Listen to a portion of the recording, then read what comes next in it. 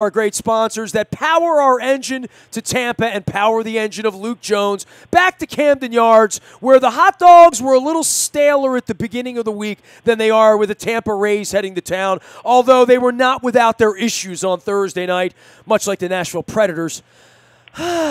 Luke, Chris Tillman, let's start with that. But, we're not going to have a lot of good news this year. They're only going to win 50, 60, something game. So when they win, let's say, yay, they won. And then let's talk about Chris Tillman. Man, that first time they won 2 in a row in over a month. And we got to start with the bad right away. Man. Hey, I started with the Capitals. I'm going to Tampa tonight. What are you doing with your weekend? You know how to brighten up a guy's weekend. I mean, come on. My weekend will be brightened if I'm on a plane Monday morning and the Caps have one win in their pocket, because the Orioles can't win the championship this year. The Caps can win the Stanley Cup 4 weeks from now. So for that, let me be excited, but we got to fix Chris Tillman, man. Well, that's the issue. I mean, look, it's great they won 2 straight, first time in over a month, third series they've won of the season, season-high 11 runs. It was a really good game in a lot of different ways, even some other pitching performances that we can get into. But you just said it. I mean, this doesn't mask the truth about Chris Tillman, who failed to get out of the second inning for the second straight start, in full step toward a useful contributor. And what we've seen since then in 2 starts, we have our answer. It's very simple. It's over. He either physically can't do it anymore, or this organization has no idea how to fix him. Either way, I don't see the purpose in continuing to go down this path because, you can point to whatever outlier start you can, and there aren't that many, but over the last calendar year, he's had a few performances here and there where he's pitched pretty well. And certainly that start against the Tigers tops the list. But you cannot keep pointing to outliers while ignoring an 8.79 ERA in over 114 innings over the last calendar year. And I'm not being mean, by the way, but they did that with Jimenez for 4 years. The outlier start, the outlier, like we're looking for that 3-hitter in Minnesota that I remember well. It's the only start I really remember from Jimenez. That one time against Minnesota, he looked good. We'll talk about the outlier start with Tillman, and you eat off of that because he did do it 2 weeks ago, right? I mean, there is that argument to be made. But, I witnessed what you witnessed on Thursday night. Everybody else has been witnessing, to your point, the body of work. And it's unacceptable. And one of the problems with this organization is, when they were winning, but if you came up from Norfolk on the train and you couldn't get guys out, Buck would have your ass out of here like poop through a goose. Like, literally. Like, that was the story of Arrieta and Tillman early on when he did struggle. And, all those young guys, is Buck had no patience for any of that at that point, right? Literally, that was his calling card. That's how they found Chen and Gonzalez, and those guys stayed in line because they always felt like they were 2 bad starts away from somebody coming and taking their job. That's why T.J. McFarland was there, I guess. But in this particular case, it feels like Tillman's Teflon. I mean, it feels like he has pictures or something because I don't know how this is acceptable, and I don't know, and this is a modern era issue, and this is me mowing the lawn and yelling at you, get off my lawn, because you were born 2 weeks before the Orioles last won a championship that I remember, Lucas. But, in the old days, you would send him down to Norfolk to get straightened out, right? Or Bowie or wherever, and that wouldn't be the scarlet letter that apparently it is for Matt Harvey, who's another guy that can't get Major League. Why are we dabbling with guys who can't get Major League hitters out? They should go be working that out, in high A ball somewhere so they can hit the mitt, have good physical feeling about what they're doing. But, that doesn't happen in the modern era. We don't have the time to send Chris Tillman back to get him right for June to bring him up or wait a month on Alex Cobb. I mean, this organization hasn't given itself that kind of leash and certainly has nothing, below to come up that can produce better than what Chris Tillman's doing. Otherwise, he wouldn't be there, I guess, right? Well, I'm going to disagree with you on the second part, or what you just said on that part, because if you actually look at AAA Norfolk right now, you have 2 guys, and first of all, Miguel Castro pitched exceptionally well on Thursday night. He got stretched out. He threw a ton of pitches, if you want to slot him into Tillman's next turn in the rotation, that would seem to be a pretty natural progression there with Castro throwing 4 2/3 scoreless. He got the pitch count up close to, he was at 65, so it's not out of the realm of possibility that you could push him up to 75, 80 pitches next time out. So he's already stretched out enough where that would be reasonable. But if you look at AAA Norfolk right now, you have two guys who really stand out. And look, I have no idea if either of them can succeed at the major league level. But David Hess, who is someone that's been on their radar, he's not a Dylan Bundy, Kevin Gausman kind of prospect by any means, but he's been someone that has progressed through the minor league system and has garnered some attention. He has a 2.12 ERA right now. Again, does that mean he's going to come up and be able to post a 4.5 or even a 5 ERA? I have no idea, but when you're talking about Tillman being in the neighborhood of an ERA 9.5 over the last year, I mean, it's just absurd. So you have him. You have another guy, Tim Melville, who has put up some good numbers at Norfolk as well. And to your point, and as much as we point to the Jimenez situation, we know he had a 4-year, $50 million contract. But even Jimenez, if you look at his 4-year ERA with the Orioles, it was 5.22. This is so much worse than that, I mean, over the last calendar year, an 8.79 ERA. He has an ERA of 10.5 this season. That is so extreme. That is so far below the bar of anything that should be acceptable. And look, it's difficult because Chris Tillman did mean a lot to this team when it had its window where they made the playoffs 3 times in a 5-year period. He was the de facto ace. We understand that. So I'm cool with the idea that they tried to give him a little bit of a longer leash to see if he could figure it out, because this wasn't just some random minor leaguer who came up and couldn't do the job. He did the job for a long time. At the same time, even Jim Palmer's time came to an end with the Orioles in '84. Go back and look at some of the best pitchers in franchise history. It happens to everyone. Did it happen with Tillman earlier than you would have expected? Sure. But keep in mind this shoulder issue, which I still think is the root of all of this, and I don't think he's necessarily pitching with pain, but I do think that the issue that he did have forced him to change his delivery, impacted his range of motion. He's way more 3/4 now and crossfire now than he was a couple years ago when he was more over the top. I think that has completely ruined him, and whether it's a case of he needs to go see a shoulder specialist somewhere in this country and maybe there's some kind of surgery he can have, or it's a case of the Orioles have no idea how to fix him, I just don't see the end game here. I don't see the upside here to continue to go down this road, because Chris Tillman's not going to be on this team moving forward. Even if you made the insane decision to keep him on the roster the rest of the year, he's not signed through beyond 2018. So you're out of contention. Why wouldn't you try to start taking a look at some younger guys, whether it's Miguel Castro moving into a starter's role, whether it's taking a look at David Hess, Tim Melville.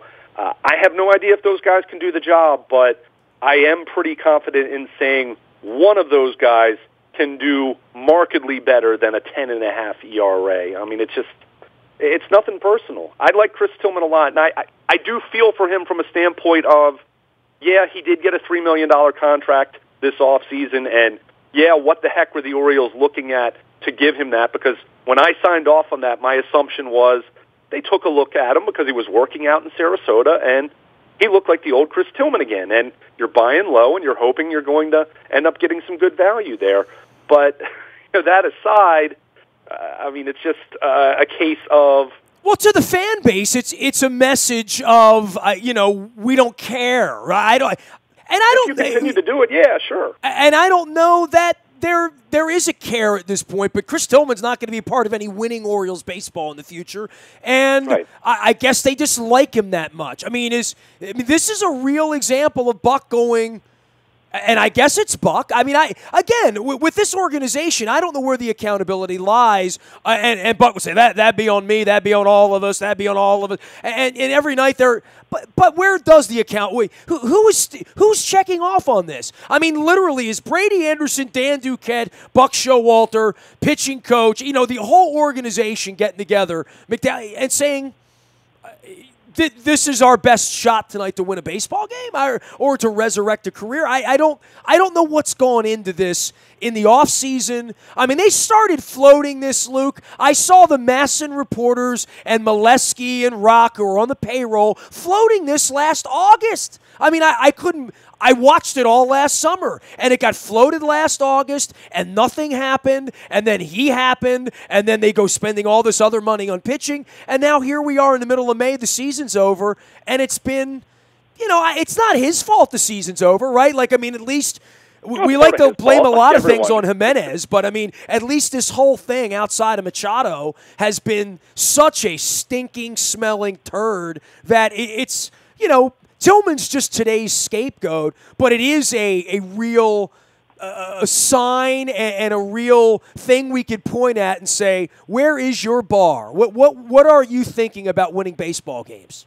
Well, and I think back to like 2015. I mean, keep in mind, Bud Norris won 15 games in 2014, and he was gone by the All-Star break or by the trade deadline in 2015. Did you just bring up wins as a statistical category? Well, I'm just throwing it. You know me. Next time I do it, hey now, come on. No, I'm glad you brought that up because you know me. I'm not a win-loss record guy. That's my dad coming out in me, the win-loss. But my point is, Bud Norris was a very important part of their success in 2014.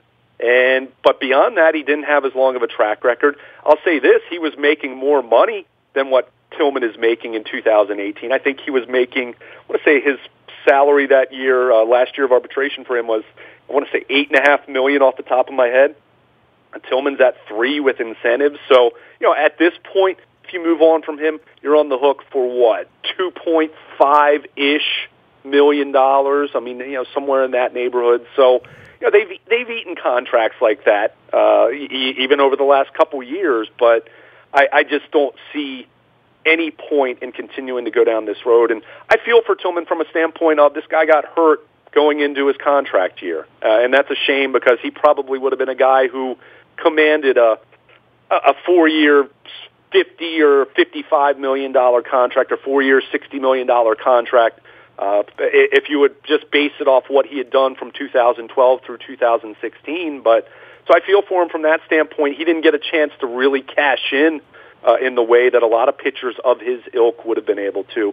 But the Orioles can't continue to compensate for that. I mean, it's over. And I just don't see any point continuing to go down this road with him. Now, that said, am I going to make a bold proclamation that he's gone come Friday afternoon or after Saturday's doubleheader or at some point here over the next 3 or 4 days? Well, we've had the same conversation regarding Ubaldo Jimenez, who was owed more money. Well, the old man was involved in it then. I mean, literally, like, I don't know at what point the old man isn't involved. I mean, I know he's not involved, but that doesn't mean he can't get involved. I mean, from my understanding, at any point, he could sit up from his sciatica and raise holy hell. And literally, I mean, like, at some point, I mean, if he is lucid at any point watching this, that can rear its ugly head. I mean, that is literally he stands behind all of this in a lot of ways that we'll probably never know. Really. But to be we're not talking about a major investment here. They've cut. I mean, you can go down the list. Alejandro Diaz. I mean, there are lots of guys that they've moved on from that they were on the hook. Well, they moved on from Miguel Gonzalez when they shouldn't have. Right. So I don't think.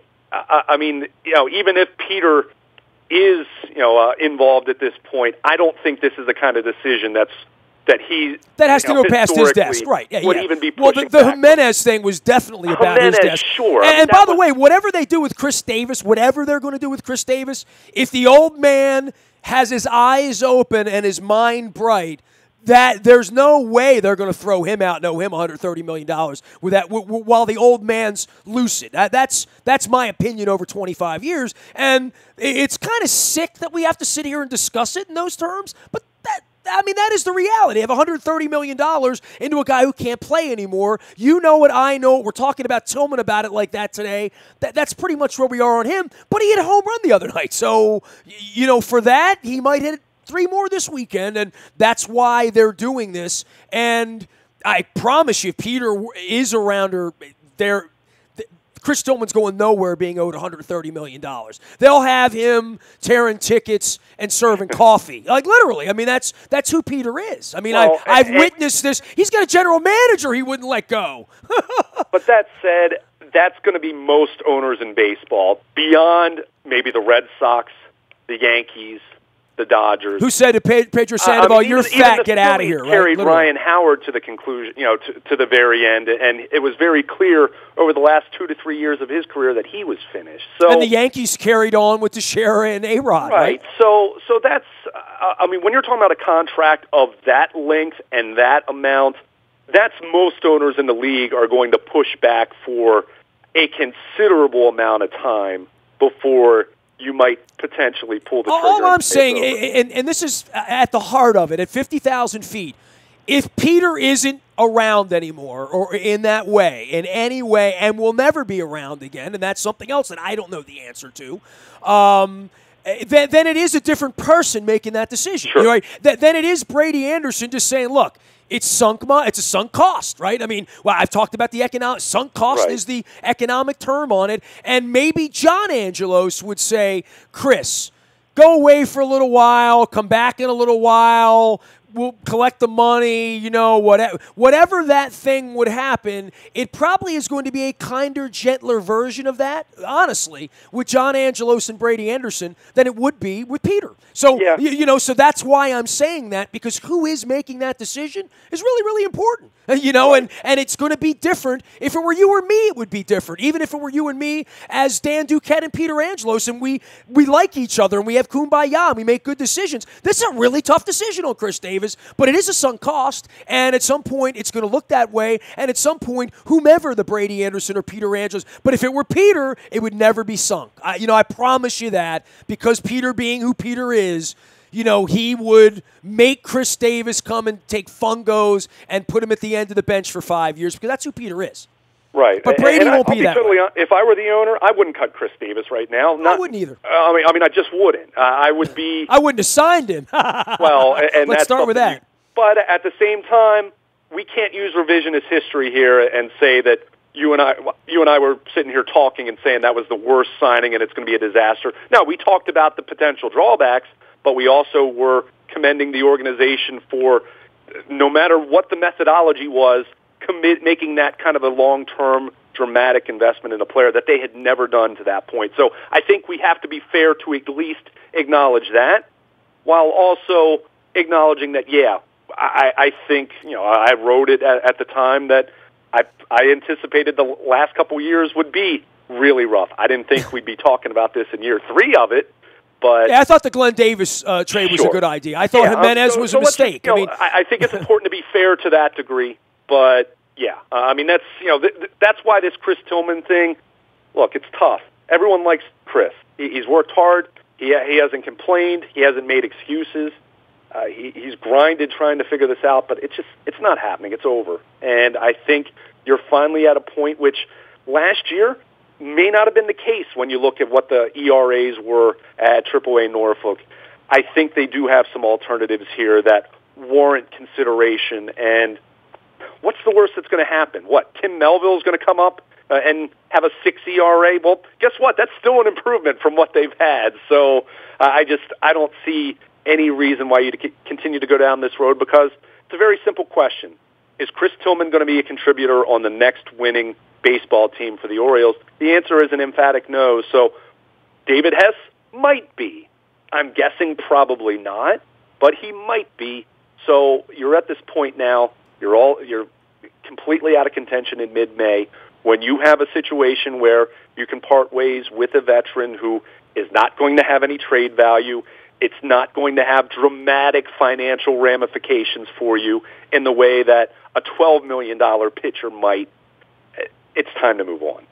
He is Luke Jones, Baltimore Luke out on Twitter, and Luke at WNST.net. All of our WNST programming brought to you by our friends at Pizza John's, my mom's favorite, my wife's favorite. Can't get there this weekend. My feet are going to be in the sand somewhere, and hopefully watching winning hockey. It's really weird packing for a hockey trip when it's going to be 90 outside and like 12 inside, but such are my problems. But the good news is you're here, and the weather's good, and Pizza John's is right around the corner. Get down the back River Neck Road in Essex and see them. Get the pizza. Luke would say meat sauce. I would say regular. I don't think there's a wrong answer to that equation. Certainly. Get the ravioli, too. I got the ravioli a couple weeks ago. I'd never done that. Tasty. Pizza John's, back River Neck Road. Also, our friends at Royal Farms. Real fresh, real fast. Got the Kona blend in my cup. Well, I had it in my cup. My cuppeth runneth dry at this point because I drank it. Royal Farms, real fresh, real fast. Download the app. Make sure you're using the app when you're pumping the gas. You get points. You get free fried chicken, free Western fries. And the only thing that can make Western fries better and Rofo chicken better is if it's free. If it's free, it's for me. Cole Roofing, in the aforementioned WNST mug here, provides roofing services for corporate, commercial. They've been doing it for 99 years. Nobody does it better. They also can put solar panels on your roof as well and turn your roof into a money-making machine into the future. It's very James Bond, man with the golden gun type of stuff. Bill Cole joins us each and every week around here to talk sports. He's one of my pals. We're in the BuyAToyota.com audio vault with that. Luke, in finality, here come the Rays, and I guess this is the part where every day you go to the ballpark, every day I put it on. I don't really know why I have it on, and it's only May. I was trying to watch Game 7, and that wasn't a very good game either on Thursday night. Thoughts about the Rays and the Phillies and what the Orioles are trying to do now that they've won a couple of games, right? Like it starts to feel a little different with post-game press conferences that are victories, but then you wake up and look at the standings and realize we're playing grapefruit ball for next year. Really, I mean that's where we are, and I'm never gonna not mention that. You know what I mean? Like I know the myopics would say let's just stay on the prize, but the prize can't be can we get to 70 wins this year because that's where we are at this point. I mean, sure. I mean, they're even with 2 wins in a row, they're 10-27. No, I don't think anyone that's going to have an intelligent conversation is going to really make anything more out of that other than it's nice to see them play a little bit better. I mean, my goodness, even over the 14 straight years of losing, most of the time, other than 2010, I think back to the 4-32 finish in 2001 or 2002 that was. Most of that time, they were bad, yeah, but they weren't historically bad where we're talking about a team that could be worse than 1988 if you're looking at the pace. So it's nice to see them playing a little bit better. They're going to have some stretches where they play well, and they're going to have some more stretches where they play really terrible baseball. But I think you look at this team as Tampa Bay comes in, who the Rays have been okay at times, but I think they're a team that I think they don't have the star power that they used to have, clearly. When they sent Longoria away, they sent some others away. Kiermaier's hurt, and I think they've had some issues with the little things. I don't think they're pitching. They've tried to do this 4-man rotation with a bullpen day, and they've had some issues, some challenges there. But they're a team that's been better than the Orioles, and the Orioles need to be prepared to play better baseball. I mean, the one thing you can say about the Orioles, with Scope being back in the lineup and Trumbo being back in the lineup, this offense isn't great by any stretch of the imagination. It hasn't been good by any stretch of the imagination, but you do look at that lineup, the eyeball test, it smells a little bit better now. It looks a little bit better now. It looks more representative of a major league lineup, and they've been able to score some runs. I mean, my goodness, they just won a series when one starting pitcher got 0 outs, and another starting pitcher didn't get out of the second inning and got you 4 outs. So, and they were able to win that series. And so, we'll see what happens with the Rays. I mean, Saturday's doubleheader. It's still unclear who's going to make the Game 1 start. They're going to have to get a bullpen arm in here for the start of the series because of what's happened with Bundy and then Tillman. So they're short in the bullpen. So they're going to have to make a couple moves here. Pedro Alvarez was dealing with a little bit of a hamstring issue Thursday night. So do they DL him and bring up a reliever? Do they finally pull the trigger on Tillman? Do they pull the trigger on Mike Wright? I don't know. But they're going to need to bring up at least one bullpen arm, and then they're going to have the doubleheader Saturday. They're allowed to add a 26th man on the roster for that. So it's going to be interesting. I'll believe it when I see it as far as Tillman goes, whether they're actually going to do it. I've made very clear what I think. I think most people have made clear what they need to do. It's a matter of whether they're going to do it. But you have the Rays, and then you have the Phillies, who have been a really good story in the National League East. Which I got Phillies fans in my life, and I know these Sixers fans, like your poor brother-in-law, are licking their little, cheesesteak wounds right now. But, they got a championship up there, and, I think the Phillies are going to keep it interesting this summer. The real stories are the Nationals going to run away and hide, which they've done, and it doesn't look like they're doing right now. I mean, the Nationals are the story there as much as, for me, Well, I mean, you had the Mets playing so well early. The Braves have been the biggest surprise. Well, they got a kid. They got a Machado, right? So yeah. Right. Well, I mean, they've got several young players that are exciting to watch. But who would have thought the Braves and the Phillies atop that division going into the weekend? And to be clear, here come the Nats. They're playing really well. I think they've won 8 of 10. They're certainly looking like they're getting back to where they need to be. And they've had some injuries, and they've continued to deal with some injuries. The Mets have certainly come back to earth. I mean, they've been pretty lousy. They had the batting out of order fiasco the other day, but that division's certainly been surprising. And the Phillies, they're 7 games over 500 going into the weekend. They're going to come here to Baltimore for 2 games. We'll see the Phillies in Philadelphia. The Orioles will be going out there in July, but certainly a team that has probably kind of outperformed where they actually are right now, but I think that's a team that has a really good chance to finish at least at 500, if not a little above that. And when you consider where they are from a payroll standpoint, and you consider they've been discussed at length as far as being a player for a Bryce Harper or a Manny Machado, that bodes well for them, that they're viewed as an ascending team at this point. They've got some good young pitching. They added Arrieta, of course. So that's a team that is on the rise. So Philadelphia, I don't think anyone's paid attention to them to this point because everyone's on that high coming off the Eagles Super Bowl and then the Sixers being such a surprise. But it looks like the Phillies are going to have a fun summer and should at the very least remain in the mix for the foreseeable future. He is Baltimore Luke, and Luke at WNST.net. We've got a home stand. I've got a Cap stand, and, I've waited a long time for the Caps to get to this level, so I'll be rocking my red and headed down to Tampa this weekend. You can find me and Ed Frankovic out in social media. On the way back in, I do want to give some pluggage here to all the things we're doing next week. Already booked on the show early into the week, Lafitte Pincay Jr., Bob Baffert. He won a little race last week.